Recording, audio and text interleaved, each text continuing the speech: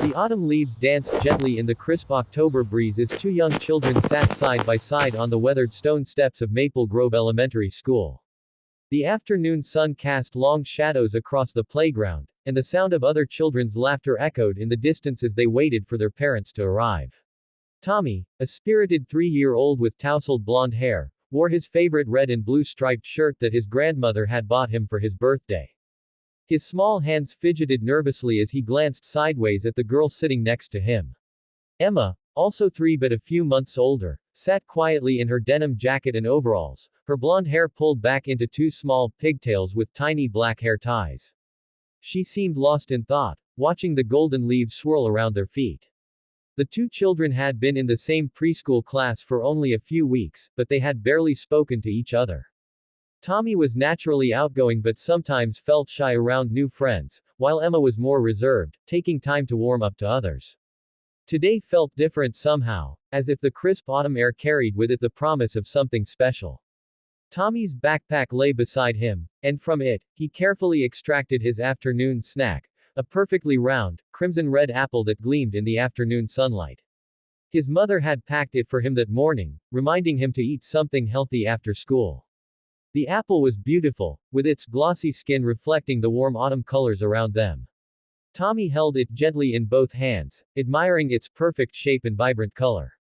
As he examined his apple, Tommy noticed Emma looking at it with curious eyes. Her own lunch bag was empty, having finished her sandwich and crackers during lunch break hours earlier.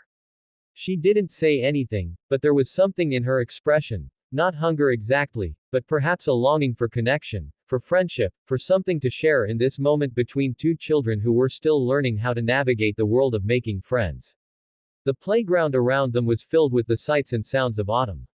Maple leaves in shades of gold, orange, and deep red had fallen from the towering trees that surrounded the school, creating a natural carpet of color beneath their feet. Some leaves still clung to the branches above, rustling softly in the gentle breeze.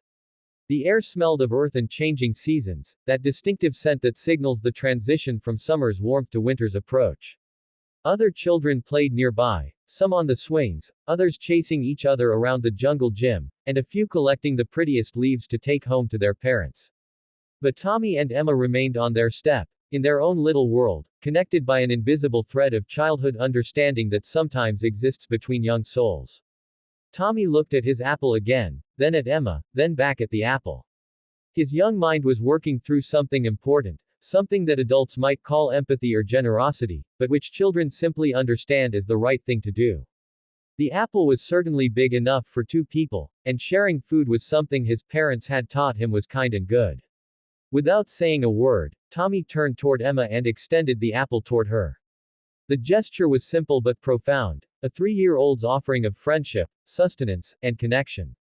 The apple seemed to glow even brighter in his small hands as he held it out, bridging the small space between them with an act of pure generosity. Emma's eyes widened with surprise and delight. She looked at the apple, then at Tommy's earnest face, and a slow smile spread across her features. This wasn't just about the apple, it was about being seen, being thought of, being included. In that moment, Tommy was telling her without words that she mattered, that he wanted to share not just his snack, but his friendship. Thank you, Emma said softly, her voice carrying the genuine appreciation that only children can express with such sincerity. She reached out carefully and took the apple from Tommy's hands, their small fingers briefly touching in the exchange. The apple felt cool and smooth in her palms, but more than that, it felt like a gift of friendship. Tommy beamed with satisfaction. The joy of giving, of making someone else happy, filled his chest with warmth that had nothing to do with the afternoon sun. This was his first real lesson in the pure pleasure that comes from generosity, from putting someone else's happiness alongside your own. Emma examined the apple, turning it slowly in her hands. It's so pretty, she said, admiring its perfect red skin and the way it caught the light. Should we share it? Tommy nodded enthusiastically. Yes. You can have the first bite. And so Emma took a small, careful bite of the apple, the crisp flesh crunching satisfyingly between her teeth. The juice was sweet and tart, tasting like autumn itself.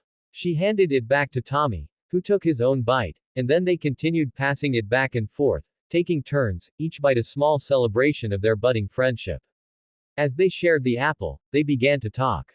Tommy told Emma about his new puppy at home, a golden retriever named Sunny who liked to chase his own tail and sleep in Tommy's bed. Emma shared that she had a cat named Whiskers who liked to sit by the window and watch birds.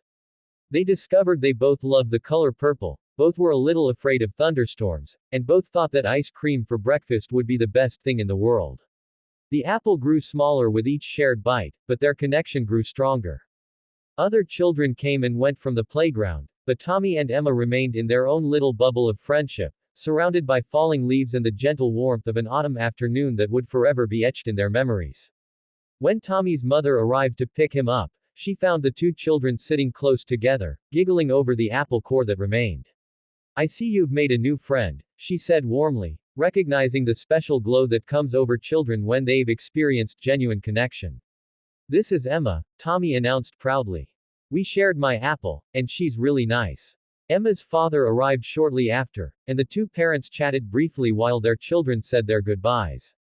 "Maybe Emma would like to come over for a playdate this weekend," Tommy's mother suggested, and both children jumped up and down with excitement at the prospect. As the families prepared to leave, Emma ran back to Tommy and gave him a quick hug. "Thank you for sharing your apple with me," she said. "You're a really good friend." Tommy hugged her back, feeling proud and happy. "You're my friend too," he replied. "And friends always share." The two children waved goodbye as they walked away with their parents, already making plans for their weekend playdate. The steps where they had sat were now scattered with a few more fallen leaves, but the warmth of their friendship lingered in the autumn air. That evening, as Tommy's mother tucked him into bed, he told her all about his day and his new friend Emma. "She really liked the apple, Mama," he said sleepily. "And she said I was a good friend because I shared it with her." His mother smiled and kissed his forehead. "Sharing is one of the most important things we can do," she told him.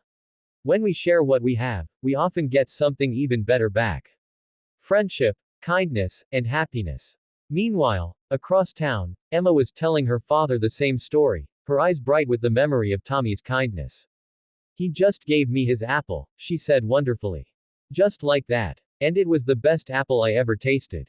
Her father tucked her blanket around her and said, "That's because it was shared with friendship, sweetheart. Everything tastes better when it's shared with someone who cares about you." The next day at school, Tommy and Emma sought each other out immediately. They sat together during story time, played together at recess, and shared their lunches without even thinking about it.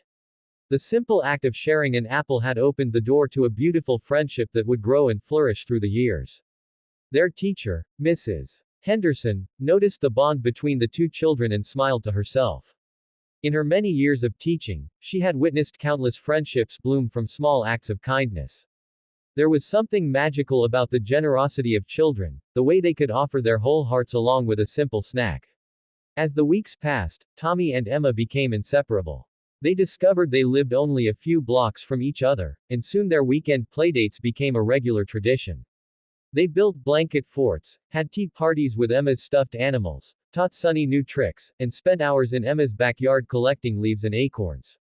The apple had been just the beginning, a small red fruit that carried within it the seeds of lasting friendship. It had taught them both that sharing creates connection, that kindness multiplies when given freely, and that sometimes the smallest gestures can have the biggest impact on our lives. Years later, when Tommy and Emma were older, they would still remember that autumn afternoon on the school steps.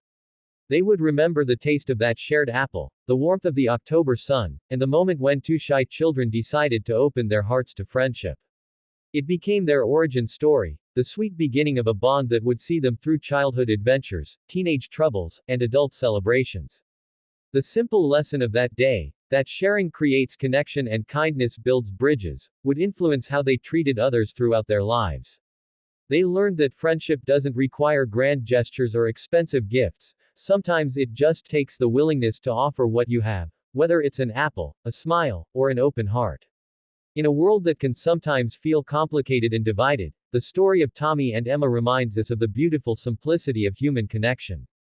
Their friendship began with something as simple as sharing an apple, but it blossomed into something precious and enduring, proof that the smallest acts of kindness can plant the seeds for a lifetime of love and friendship.